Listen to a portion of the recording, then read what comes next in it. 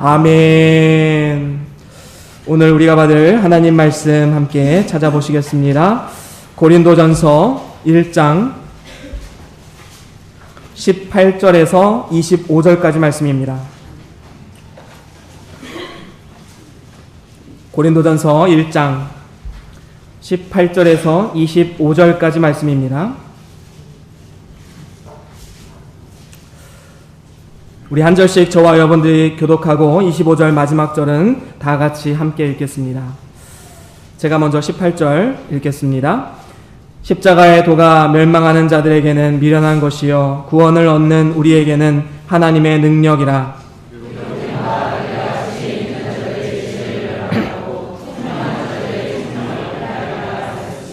지혜 있는 자가 어디 있느뇨 선비가 어디 있느뇨 이 세대의 변사가 어디 있느뇨 하나님께서 이 세상의 지혜를 미련케 하신 것이 아니뇨. 하나님의 지혜에 있어서는 이 세상이 자기 지혜로 하나님을 알지 못하고 하나님께서 선생들을 만나셔서 있는 자들을 하시기를 하셨다. 유대인은 표적을 구하고 헬라인은 지혜를 찾으나 우리는 십자가의 행방이 그리스도를 전하니 유대인에게는 헛된 것이요 헬라인에게는 미련한 것이요 오직 부르심을 입은 자들에게는 유대인이나 헬라인이나 그리스도는 하나님의 능력이요 하나님의 지혜니라. 하나님의 미련한 것이 사람보다 지혜 있고 하나님의 약한 것이 사람보다 강하니라. 아멘. 오늘부터 이제 유초동부 여름성경학교가 시작되었습니다. 그래서 오늘부터 이제 조금 일찍 10시 반부터 이제 시작이 돼서 지금 계속해서 이제 진행이 되고 있습니다. 오늘 사실은 이제 10시 35분부터 50분까지 설교 부탁을 받아서 이제 설교를 하기로 돼 있었는데 35분에 정각을 시작은 했습니다. 근데 이제 창세기 1장에서 15장까지 해야 되는데 창세기 1장 하니까 15분 정도가 지났더라고요. 5분밖에 남지 않은 상황에서 막 급하게 마무리해서 15장까지 끝내려다 보니까 오늘 조금 늦어지게 되었습니다. 그 부분 정말 죄송하게 생각하고 있습니다. 오늘 말씀은 고린도전서 1장 18절에서 25절까지 말씀을 가지고 십자가 하나님의 능력과 지혜라는 제목으로 함께 말씀을 나누고자 합니다. 최근에 이제 각 부처들의 장관을 세우면서 청문회가 계속되고 있지요. 청문회를 보시면 어떤 생각이 드십니까? 참 국회의원들 뒷조사 잘한다라는 생각을 혹시 해보신 적 있으십니까? 어떻게 뒷조사를 했는지 사소한 허물과 잘못과 실수까지도 다 들춰내서 그렇게 보여주지요. 이 청문회를 바라보면서 우리는 많이 놀랍니다. 아니 저렇게 깨끗하고 청렴한 줄 알았던 저 사람이, 저 인물이 아니 이렇게 죄가 많은 사람이었어? 이렇게 허물이 있었던 사람이었어? 사실 털어서 먼지 안 나는 사람이 없다는 그러한 속담이 있듯이 우리 모두는 죄인이고 다 그 죄성을 감추면서 살아가기 때문에 드러나지 않는 것이지요. 그런데 청문회를 바라보면서 저는 이런 생각을 해봤습니다. 숨길 수 없는 죄는 이 세상에 없구나 라는 것입니다. 재판을 한번 봐보십시오. 재판을 보면 요즘에 이제 이재용 부회장, 삼성그룹의 이재용 부회장이 지금 재판을 받고 있지 않습니까? 그가 아무리 부와 명예와 권세를 가지고 있다 할지라도 재판장의 그 판사의 그 판사봉, 그 판결에 의해서 감옥에 가느냐 감옥에 가지 않느냐가 결정이 됩니다.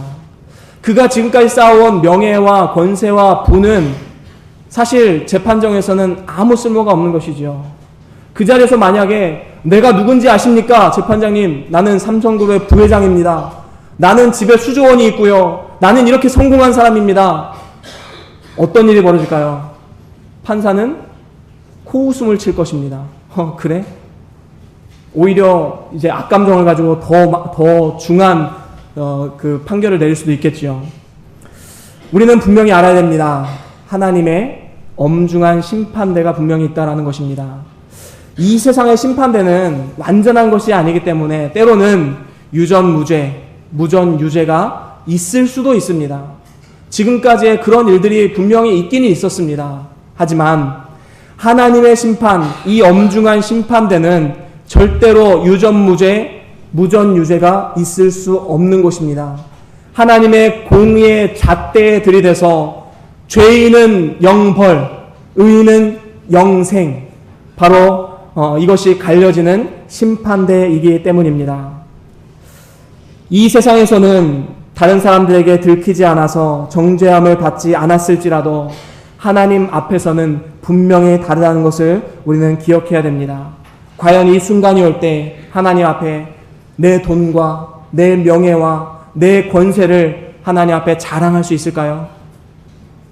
아까 말했듯이 웃음꼴이 될 것입니다.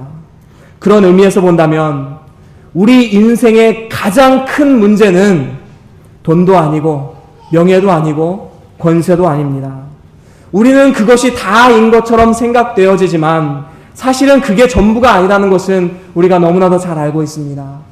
하나님의 심판대 앞에서 그것은 절대로 자랑할 수 있는 것이 아니기 때문입니다. 천지우주 만물 지으신 하나님 앞에서 내가 돈 조금 모은 거, 성공을 조금 이룬 거, 명예로운 거 하나님 앞에 자랑할 수 있을까요? 천지우주 만물을 지으신 하나님 앞에서 말입니다. 그런 의미에서 본다면 우리의 인생의 큰 문제는, 가장 큰 문제는 사실은 죄사함을 받았느냐 받지 않았느냐 하는 문제입니다. 이것은 그저 단순한 문제가 아닙니다. 우리의 영혼을 좌우하는 문제이지요. 그런데 문제는 사람들의 태도입니다. 사람들은 어떻게 살아갑니까? 사람들은 이 세상의 것이 전부라고 생각하고 사는 사람들이 대부분입니다. 그래서 이 세상에서 뭔가를 막 쌓아야 되고 뭔가를 성공을 이루어야 되고 그래서 내 이름을 나타내야 되고 이것을 위해서 일평생 살아가는 사람들이 바로 이 세상 사람들이지요. 아니 오늘 하루를 살아가는데 너무나도 바쁜데 어떻게 저 멀리 내세까지 생각하느냐라는 것입니다. 사실로 그렇습니다. 오늘날 현대인들은 너무나도 바쁜 가운데 살아갑니다. 새벽부터 일어나서 밤 늦게까지 일하거나 학생들은 학교에서 공부하고 직장인들은 열심히 직장 생활하지요. 이렇게 바쁜 생활 가운데 살아가면서 어떻게 내가 내세까지 생각하면서 살아가느냐. 오늘 하루 살아가기 급급한데 말이지. 그렇게 살아가는 사람들이 너무나도 많이 있다는 것입니다. 하지만 하나님의 심판의 문제는 안 일어나면 좋은 것이고 일어나면 어쩔 수 없는 것의 단순한 문제가 아닙니다. 세상 사람들은 이렇게 얘기하죠. 아, 심판? 그거 죽어봐야 되는 거 아니야? 죽어서 심판 있으면 어쩔 수 없고. 하지만 하나님의 심판은 그렇게 단순한 문제가 아닙니다. 우리의 영혼을 좌우하는 것이기 때문입니다. 우리가 이것을 심각하게 받아들인다면 절대로 오늘 하루를 대충대충 살아갈 수가 없는 것이지요. 그렇다면 우리가 어떻게 하면 하나님의 심판대 앞에서 우리가 정죄함을 받지 않고 깨끗하고 정결한 그리스도의 신부로 우리가 아름답게 설 수 있을까요? 오늘 성경 말씀을 통해서 하나님은 우리에게 이렇게 말씀합니다. 하나님의 지혜와 능력의 결정체인 십자가를 붙잡는 삶을 살아가라 라고 말씀하고 있습니다. 뭐라고요? 하나님의 지혜와 능력과 지혜의 결정체인 십자가를 붙잡는 삶을 살아가라 라고 말씀하고 있는 것입니다. 저는 이번 주부터 시작해서 이제 3주간에 걸쳐서 십자가 시리즈 설교를 할 것입니다. 오늘 본문 말씀을 묵상하다 보니까 이것을 한 주만으로 끝내는 것이 너무나도 아쉬웠습니다. 그래서 다른 본문을 가지고 3주간에 걸쳐서 이제 십자가를 깊이 묵상하는 시간을 가져보려고 합니다. 그 첫 시간이 무엇이냐 하면 오늘 말씀입니다. 하나님의 능력과 지혜로서의 십자가의 도의 이치를 우리가 함께 나눠보고자 합니다. 우리 18절을 같이 한번 읽어볼까요? 18절 시작.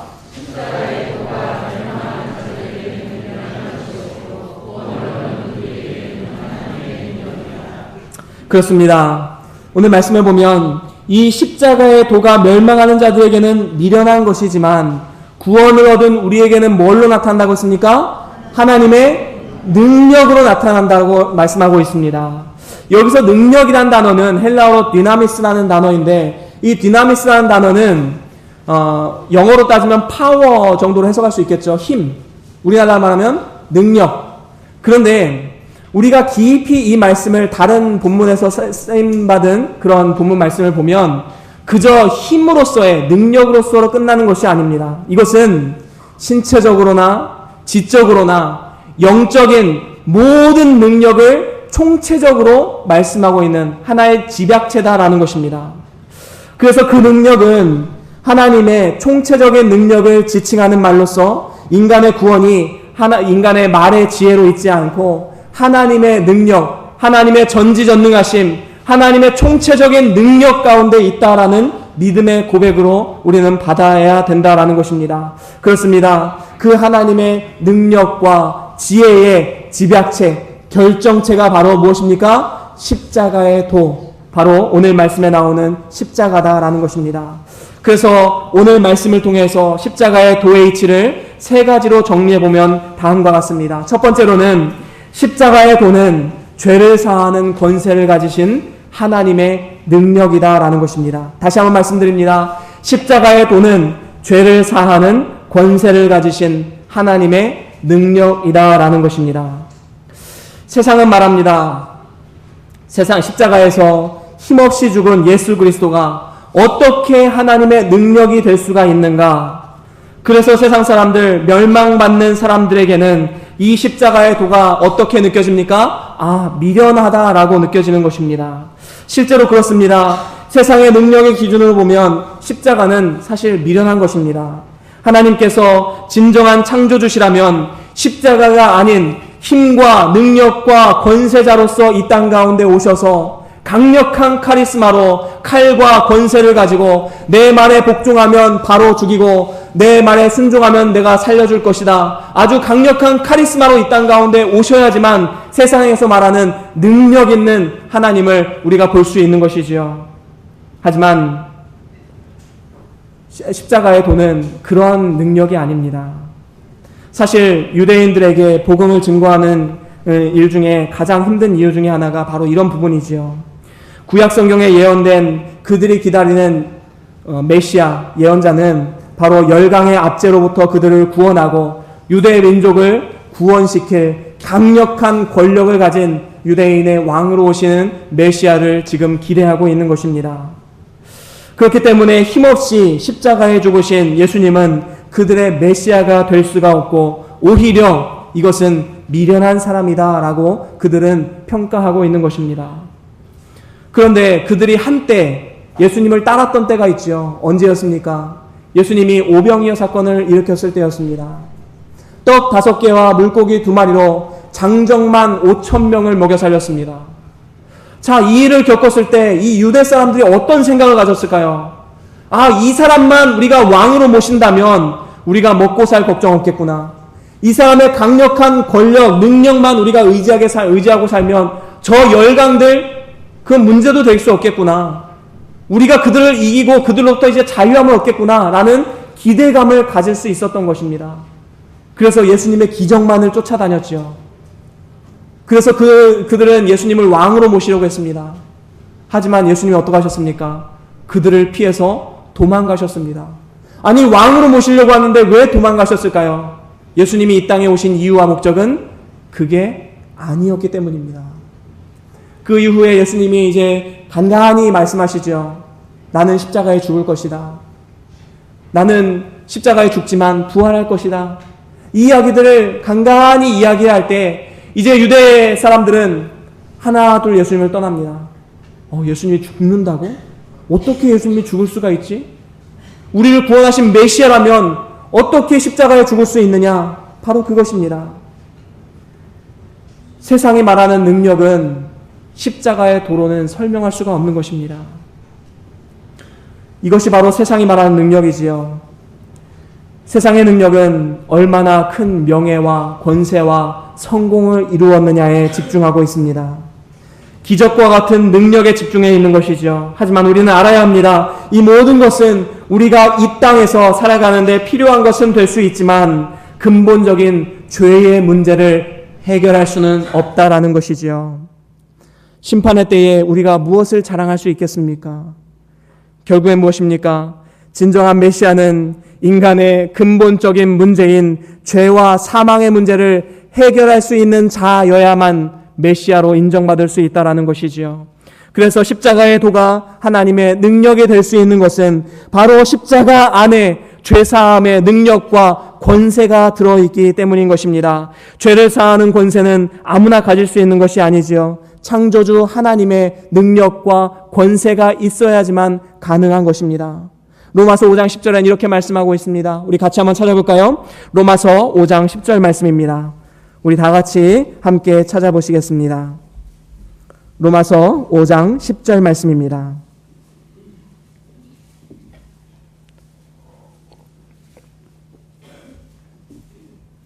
우리 다 같이 한 목소리로 함께 읽겠습니다. 시작. 곧 우리가 원수 되었을 때에 그 아들의 죽으심으로 말미암아 하나님으로 더불어 화목되었은즉 화목된 자로서는 더욱 그의 살으심을 인하여 구원을 얻을 것이니라. 아멘. 그렇습니다. 지금 무엇을 말씀하고 있습니까? 우리가 원수 되었을 때, 하나님을 떠나서 내 마음대로 내 뜻대로 살아가고 있을 때 하나님은 그의 아들을 보내주셔서 그의 아들의 죽으심으로 말미암아 하나님으로 더불어 화목되었다라고 말씀하고 있습니다. 다시 말하면 십자가는 화목의 십자가입니다. 대속의 십자가입니다. 우리를 영원한 길로 인도해주는 십자가입니다. 우리를 의롭게 하는 십자가다라는 것입니다. 십자가 안에 하나님의 능력이 고스란히 담겨져 있는 것, 바로 이것이 십자가의 도의 이치다라는 것입니다. 우리는 이것을 붙잡는 삶을 살아가야 하는 것입니다. 그런가 하면 두 번째로는 십자가의 도는 시간과 공간을 초월해서 나타나는 하나님의 능력이다라는 것입니다. 다시 한번 말씀드립니다. 십자가의 도는 시간과 공간을 초월해서 나타나는 하나님의 능력이다라는 것입니다. 세상 사람들은 우리 기독교를 비판하면서 이렇게 말하지요. 과연 2000년 전에 이곳에서 수천 킬로미터 떨어진 예루살렘이란 도시에서 일어난 십자가 사건이 지금 2017년을 살아가는 대한민국에서 살아가는 우리의 삶에 어떻게 영향을 끼칠 수 있느냐 하는 의문을 가집니다. 사실 이 말씀을 잘 이해하지 못하고 믿음에 바로 서 있지 못하기 때문에 이단에 빠지는 경우도 많이 있게 되는 볼 수가 있습니다. 심지어는 신천지에서는 이렇게 말하지요. 각 시대에 구원자가 있다라고 말합니다. 모세 시대에는 모세가 구원자였고 예수님 시대에는 예수님이 구원자였다. 그리고 지금 시대는 누가 구원자라고 말하고 있습니까? 지금 시대는 누구요? 이만희가 구원자라고 이야기하고 있습니다. 이게 얼마나 어리석은 일입니까? 각 시대마다 구원자가 있는 게 맞습니까?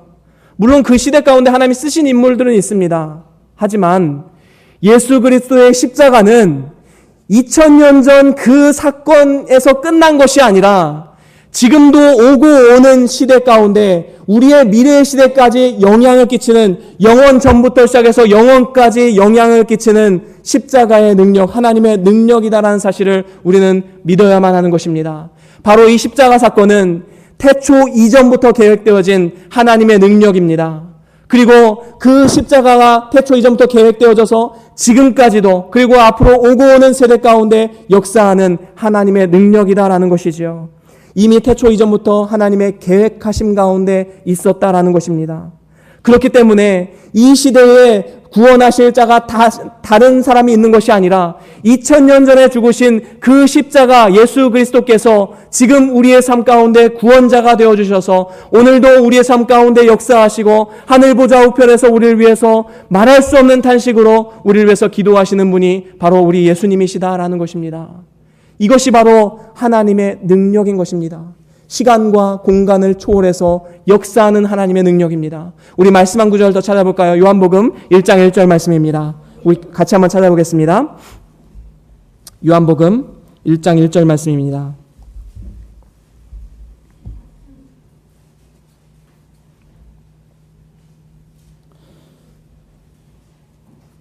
우리 같이 한 목소리로 함께 읽겠습니다. 요한복음 1장 1절 시작.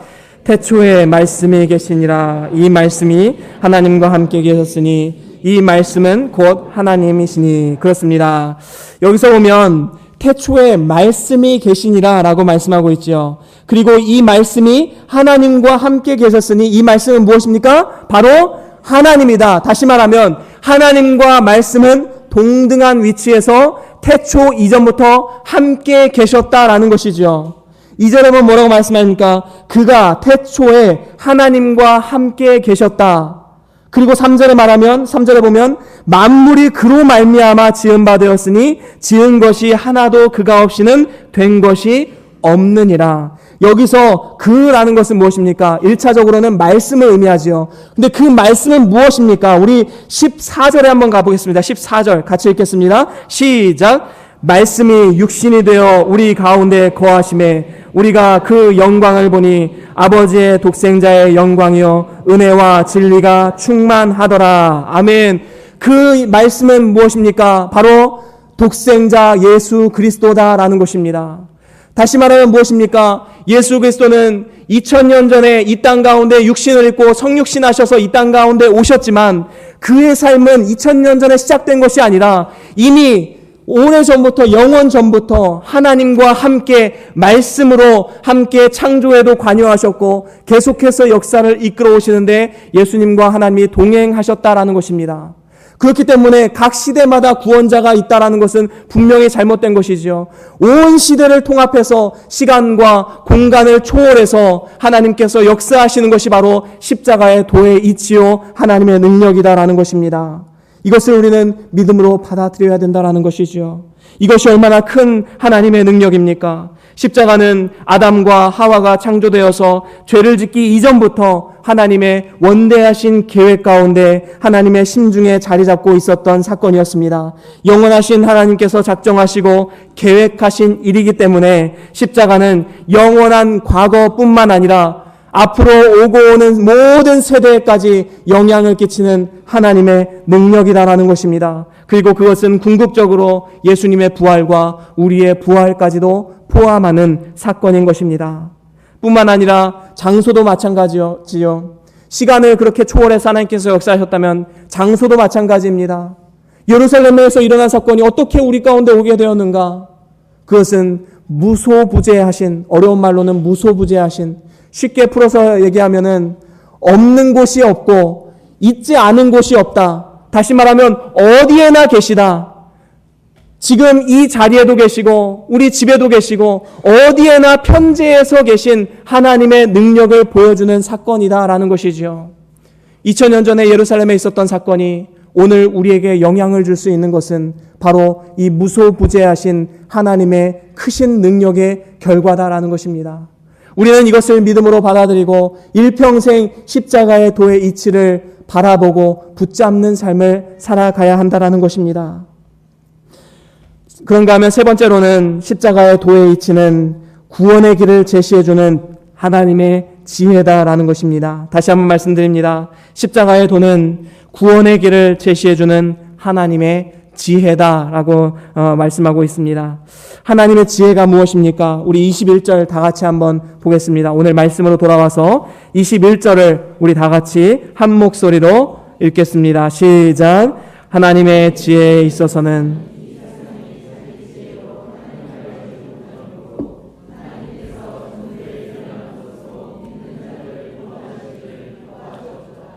아멘. 그렇습니다.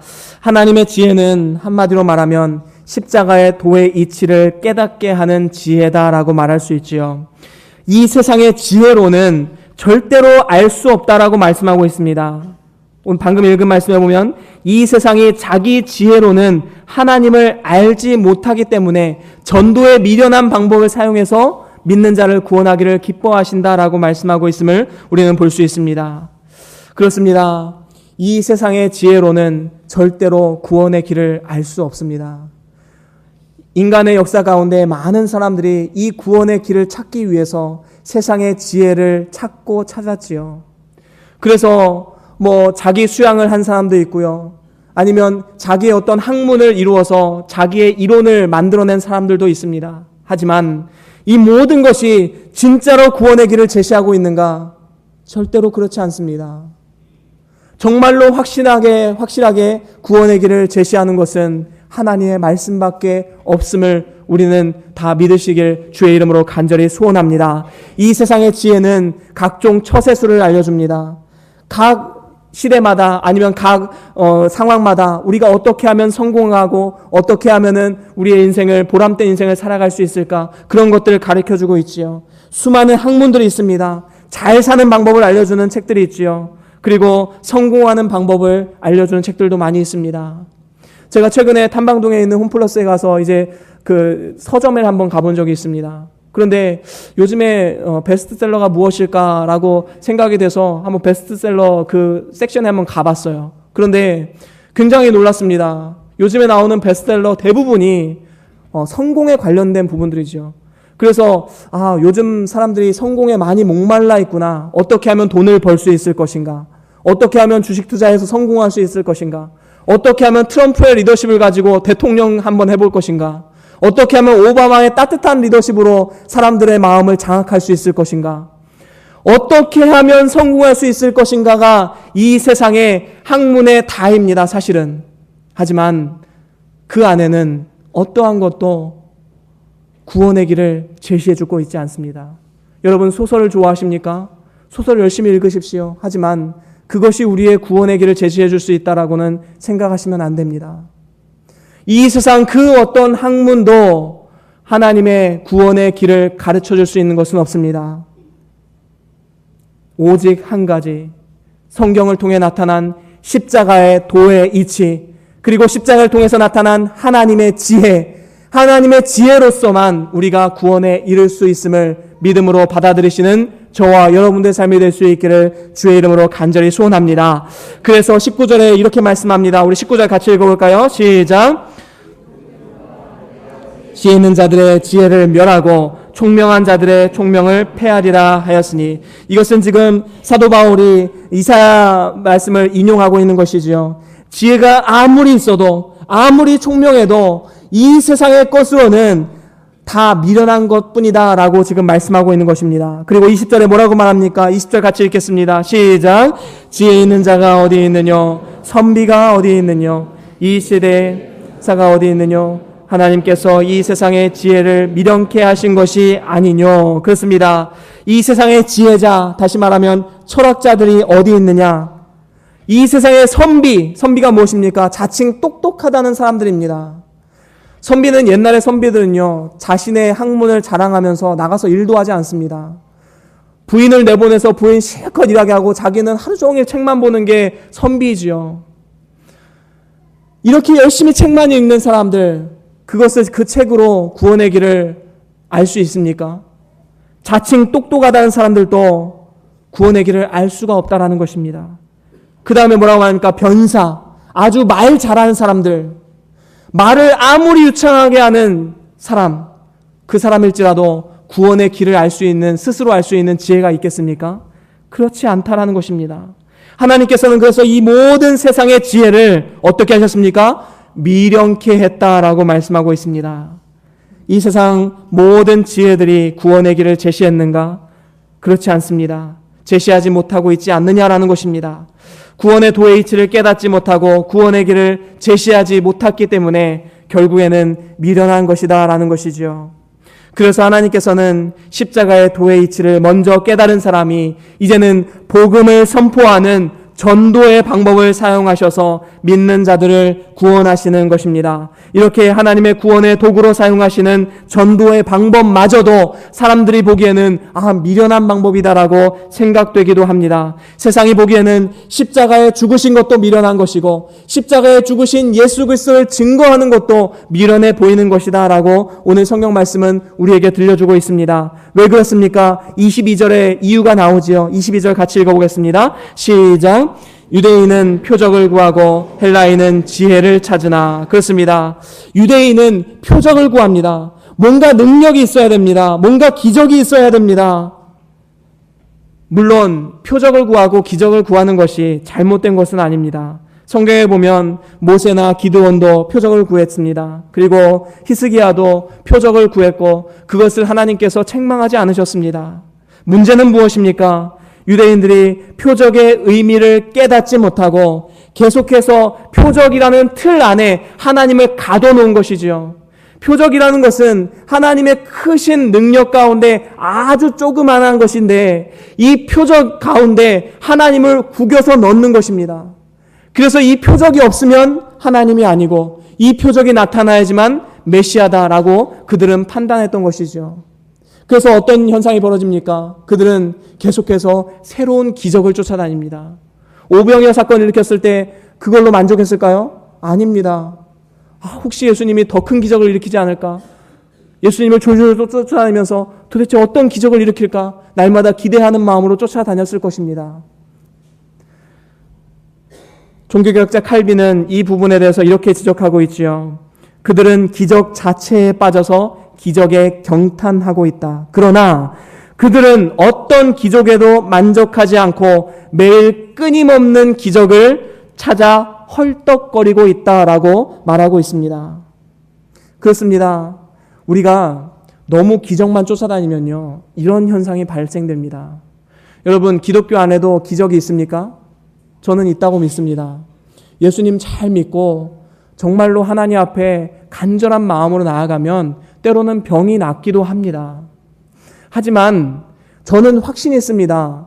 때로는 병이 낫지 않는다 할지라도 하나님의 원대하신 계획 가운데 하나의 일부에 불과하다라는 것은 저는 믿고 있습니다.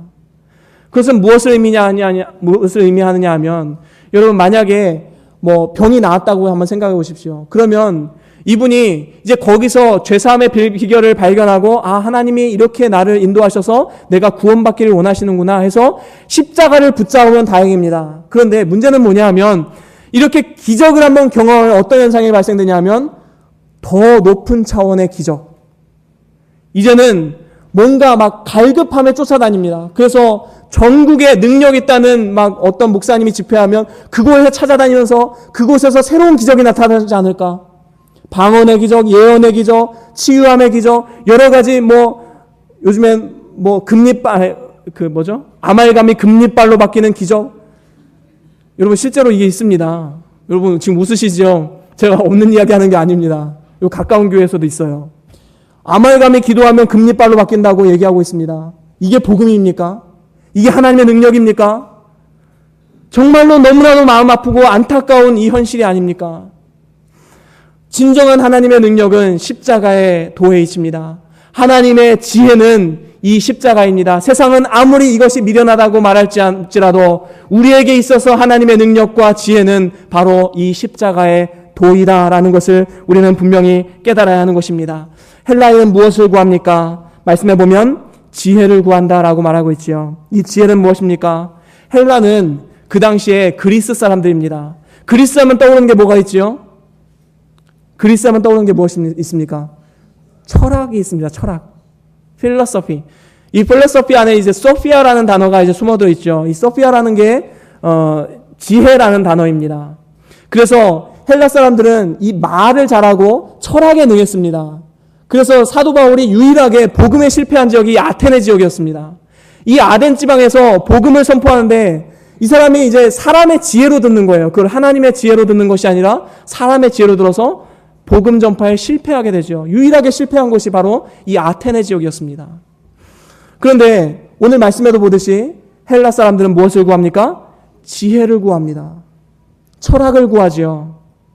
뭔가 이성적인 어떤 설득력, 논리력을 구하고 있습니다. 하지만 예수 그리스도의 십자가의 죽음은 그런 것이 아니죠.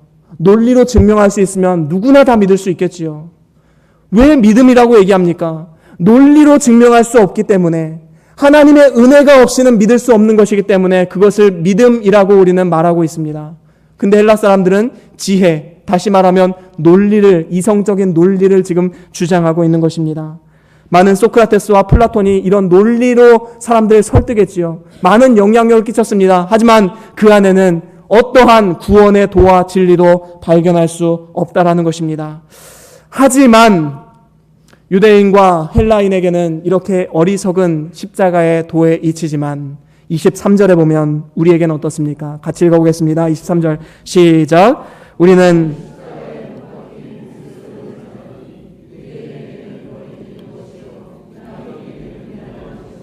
그렇습니다.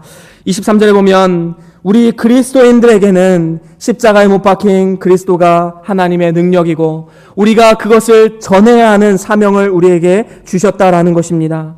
십자가에 힘없이 죽은 약해 빠진 예수를 믿느냐? 하지만 십자가의 도에 잊지야말로 우리를 영원한 죄에서 해방을 시키고 영생을 얻게 하는 하나님의 능력이요 지혜임을 우리는 믿고 있는 것입니다. 이 믿음을 가지고 우리가 일평생 살아갈 수 있는 저와 여러분들의 삶이 될 수 있기를 주의 이름으로 간절히 소원합니다.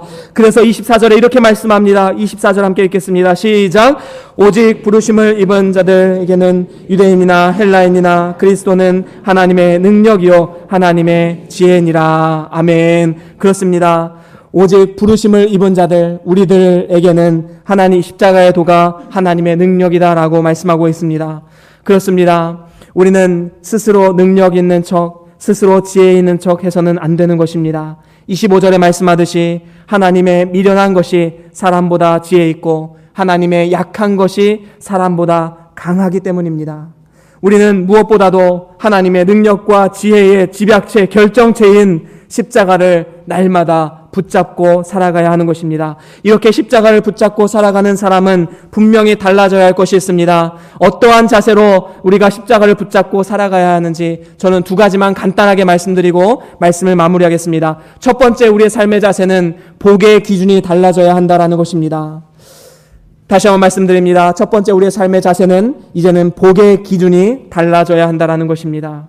십자가가 하나님의 능력과 지혜임을 깨달았다면 이제는 나 자신이 생각하는 복의 기준이 달라져야 합니다. 사실 우리 인생에 죄사함만큼 큰 복은 있을 수가 없는 것입니다. 이것은 영원을 좌우하는 복이기 때문입니다. 그런데 우리가 왜 예수님을 믿으면서도 계속해서 기복주의나 성공주의로 흐르게 되는 것일까요? 그것은 십자가의 죄사함의 능력보다 돈의 능력을 더 의지하고 있기 때문입니다.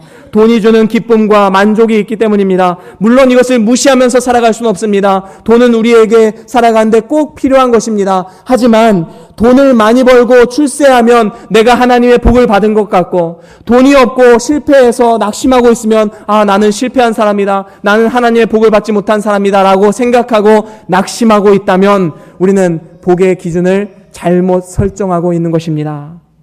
우리는 세상에 보는 기준과 하나님이 보시는 기준은 분명히 다른 것을 우리는 인정하고 받아들여야 합니다. 세상적인 기준으로는 복받았다고 하는 사람이 하나님 보시기에는 저주받은 사람이 있는가 하면, 우리가 세상의 기준으로는 실패한 사람인데 하나님 보시기에는 복받은 사람이 있을 수 있다라는 것이지요. 우리는 분명히 알아야 합니다. 진정한 복이 무엇인가, 복의 기준에 대해서 다시 한번 생각하고 묵상해야 된다라는 것입니다. 죄사함의 능력을 경험하고 영원한 복을 소유한 사람이 진정으로 복된 사람이다라고 오늘 성경 말씀은 우리에게 들려주고 있는 것입니다. 그렇기 때문에 우리가 죄사함의 하나님의 능력의 십자가의 도를 경험했다면 이제는 이것으로 만족한다, 이거면 됐다, 이제는 일평생 내가 이것만 붙들고 살아가리라, 이러한 믿음의 고백이 우리의 삶 가운데 나와야 될 줄로 믿습니다. 이러한 사람들은 이 세상에 감당할 수 없습니다. 이 세상의 어떠한 환경과 상황이 우리를 흔들려고 할지라도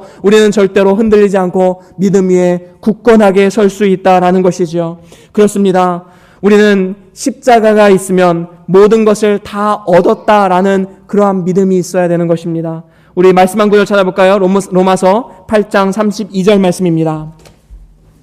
로마서 8장 32절 말씀 다 같이 함께 찾아보시겠습니다.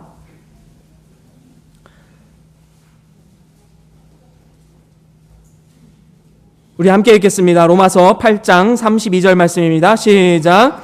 자기 아들을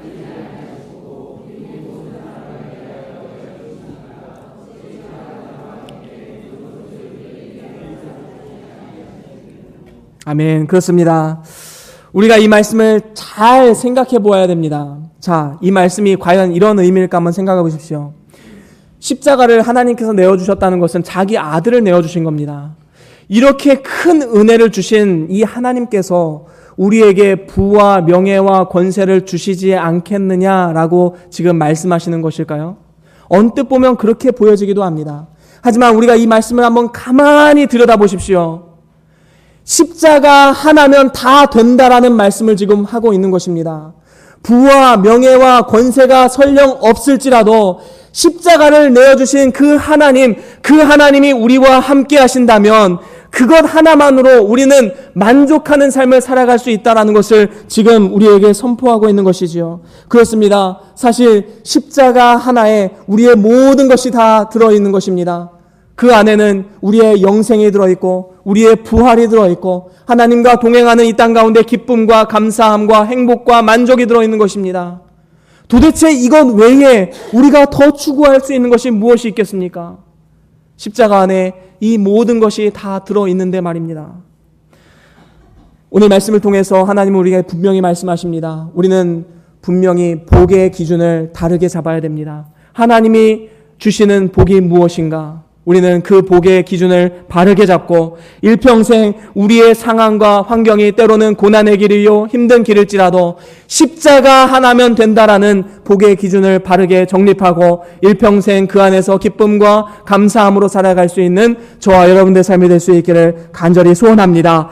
두 번째로는 삶의 목적이 달라져야 한다는 것입니다.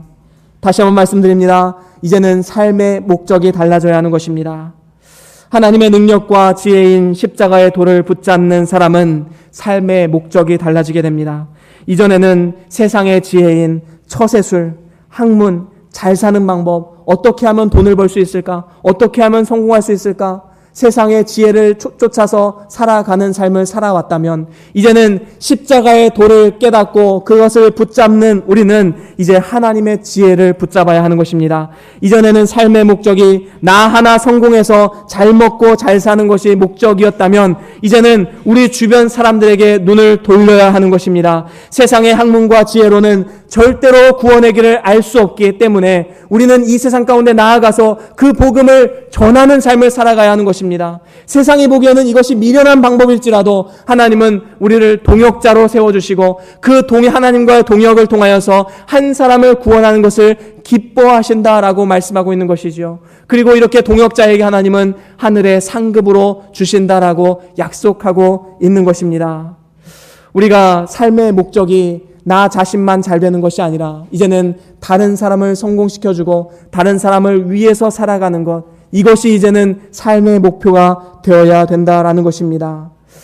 예수님께서 십자가에 못 박히시고 이제 부활하신 이후에 중요한 두 개의 말씀을 우리에게 주셨습니다. 우리 두 말씀을 한번 찾아볼까요? 마태복음 28장 19절과 20절 말씀입니다. 마태복음 28장 19절과 20절. 이제 우리가 어떻게 살아가야 하는가? 삶의 자세와 목적을 다시 한번 우리에게 가르쳐주고 있습니다. 우리가 잘 아는 말씀이지만 우리 다 같이 한 목소리로 함께 읽고 은혜 받읍시다. 우리 19절과 20절 시작. 그러므로 너희는 가서 모든 족속으로 제자를 삼아 아버지와 아들과 성령의 이름으로 세례를 주고 내가 너희에게 분부한 모든 것을 가르쳐 지키게 하라. 볼지어다 내가 세상 끝날까지 너희와 항상 함께 있으리라 하시니라. 아멘. 뿐만 아니라 승천하시기 바로 직전에 또 한 가지 말씀이 있습니다. 사도행전 1장 8절 말씀 함께 보시겠습니다. 사도행전 1장 8절 말씀 우리 같이 읽어보겠습니다. 사도행전 1장 8절 말씀입니다. 시작. 오직 성령이 너희에게 임하시면 너희가 권능을 받고 예루살렘과 온 유대와 사마리아와 땅끝까지 이르러 내 증인이 되리라 하시니라. 아멘. 지금 이 두 가지 말씀을 통해서 예수님이 마지막으로 하신 말씀입니다. 이제 승천하시기 전에 마지막으로 하신 이 말씀을 통해서 우리는 무엇을 알 수 있겠습니까?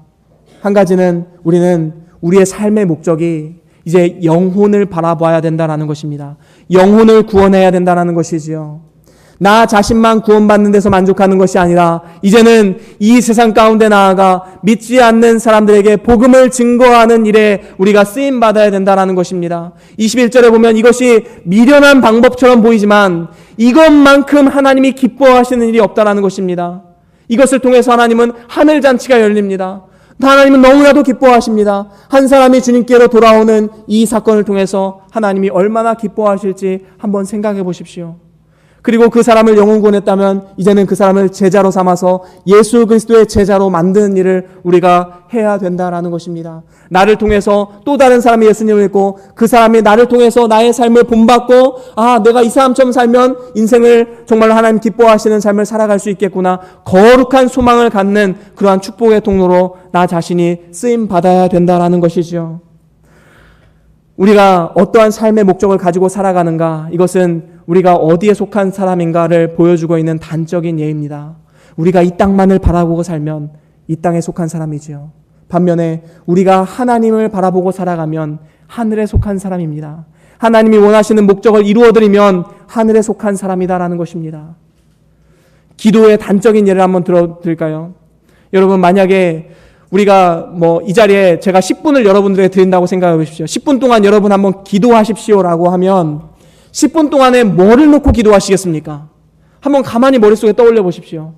여러 가지 문제가 있죠. 내 사업의 문제, 아니면 직장의 문제, 내 주변에 나를 힘들게 하는 사람들, 그리고 내 가정의 문제, 여러 가지 문제가 있습니다. 아마 10분 가지도 부족할 것입니다. 근데 저의 삶을 보면요, 예전에 만약에 10분을 놓고 보았을 때 10분 중에서 이전에는 어떤 기도를 드렸냐 하면 한 8분 정도는 나 자신을 위한 기도를 했습니다. 내가 당면한 문제, 정말 힘들고 어렵고 해결할 수 없는 것들 하나님 앞에 기도했습니다. 그리고 한 2분 정도를 다른 사람을 위해서 기도했습니다. 내가 아닌 다른 사람들. 근데 요즘에는요, 제가 만약에 10분이라는 시간이 저에게 주어진다면 저는 9분은 다른 사람을 위해서 기도합니다. 아마 1분도 안 될 거예요. 저를 위한 기도는. 이렇게 바뀌게 되었습니다. 저는 이것을 자랑으로 이야기하는 것이 아닙니다. 우리의 삶의 목적이 이러한 방향으로 가야 된다는 것이지요. 지금까지는 나만을 위해서 살아왔다면, 다시 말하면 세상의 지혜, 다른 사람을 짓누르고 내가 밟고 일어서야지만 성공하는 이 시대 가운데 우리는 역행하는 삶을 살아가야 되는 것입니다. 다른 사람을 섬기고 낮아지고 희생하고 섬기는 삶을 살아가야 된다는 것입니다. 이것이 바로 십자가의 도이고 이것이 세상이 보기에는 미련한 것일지라도 하나님 보시기엔 하나님의 능력이고 하나님의 지혜인 것이다라는 것입니다. 오늘도 우리의 삶을 한번 정직하게 돌아보시고 우리가 삶의 태도를 바르게 정립하고 오늘도 주와 함께 이 길을 걸어가는 저와 여러분들의 삶이 될 수 있기를 주의 이름으로 간절히 소원합니다.